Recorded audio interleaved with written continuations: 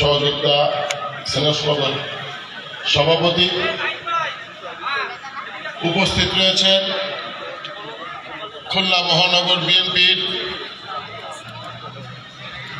নির্বাচিত সাংগঠনিক সম্পাদক সরকারি আজম খান কমার্স কলেজের সাবেক এজিএস মাসুদ পারভেজ বাবু, দুঃখিত উপস্থিত রয়েছেন আমার কলেজের মাননীয় প্রিন্সিপাল স্যার সহ ভাইস প্রিন্সিপাল স্যার সহ বিভিন্ন শিক্ষকরা উপস্থিত রয়েছেন।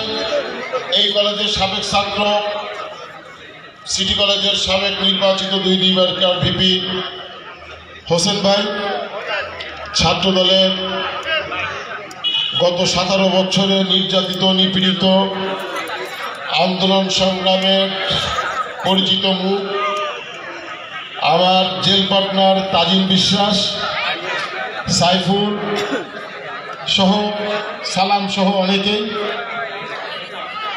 সবাইকে খুলনা মহানগর বিএনপির পক্ষ থেকে জানাই সংগ্রামী শুভেচ্ছা। প্রিয় ছাত্ররা, অতীতে এই কলেজটি একটি ঘেরের মতন ব্যবহার হতো, যে ঘেরের লিস্টটা নিত ছাত্রলীগ যুবলীগরা। এই কলেজের শিক্ষকরা শিক্ষকতা কম, তোষামদি করতো বেশি। আমার প্রতিবেশীর কাছেই তোষামদিগুলো যেত, সেই কারণে আমি মুখস্থ করেছি। এই কলেজের ছাত্র সংসদে যে ভিপি ছিল, তার মেয়ে কিংবা ছেলেরা এই কলেজে ফার্স্ট ইয়ারে পড়ার বয়স হয়ে গেছে, তখন সে ভিপি। মানে ছাত্র রাজনীতি ছাত্রের কাছে ছিল না, কলেজ ক্যাম্পাস শিক্ষকদের কাছে ছিল না। এখন বিএনপি তথা তারেক রহমানের নির্দেশ, ক্যাম্পাস হবে সন্ত্রাস মুক্ত, মাদক মুক্ত, ছাত্র রাজনীতি থাকবে প্রকৃত ছাত্রদের কাছে। আজকের এই ইফতার এবং দোয়া মাহফিলে দাঁড়িয়ে আমি তারেক রহমানের এই বার্তাটাই আপনাদের কাছে পৌঁছে দিলাম। আর মাননীয় শিক্ষকবৃন্দের কাছে আমার আহ্বান থাকবে, এই ক্যাম্পাসে যেন বহিরাগতদের পদার্চনা না ঘটে, এই কলেজের প্রকৃত ছাত্ররা যেন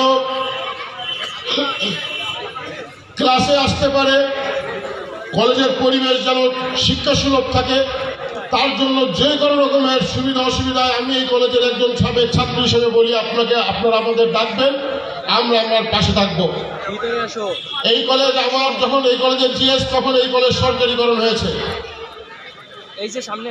সরকারিকরণের পরে বুঝেছি সরকারিকরণ করা কতখানি বোকামির কাজ। শিক্ষকরা লাভবান হয়, ছাত্ররা ক্ষতিগ্রস্ত হয়। ছাত্রদের ক্লাসে আসা যায় না, ছাত্রদের ক্লাসে শিক্ষক পাওয়া যায় না, বেতন কম দেয় ছাত্ররা, কিন্তু সঠিক ক্লাসটা পায় না। আমি আজকে শিক্ষক এবং ছাত্রদের কাছে বলবো, এবং ছাত্রদলের প্রতিনিধিদের কাছে বলবো, প্রতিটি ক্লাস হওয়া চাই, প্রতিটি ক্লাস হওয়া চাই। কোন ক্লাসে যদি শিক্ষক অনুপস্থিত থাকে, আমার প্রিন্সিপাল ভাইস প্রিন্সিপালকে তোমরা জানাবা। তোমরা ছাত্রদল যারা করো, তারা ছাত্রদের প্রতিনিধি হবা, ছাত্রদের সুবিধা অসুবিধা দেখবা, ছাত্রদের সমস্ত রকমের বিপদ আপদে তোমরা আগলে থাকবা, তবেই তোমরা ছাত্র নেতা হবা। তোমাদের কাছে এই আহ্বান, তোমাদের কাছে এই অনুরোধ জানিয়ে আমার প্রিয় ক্যাম্পাস থেকে আমার বক্তব্য শেষ করছি। খোদা হাফেজ। বাংলাদেশ জিন্দাবাদ।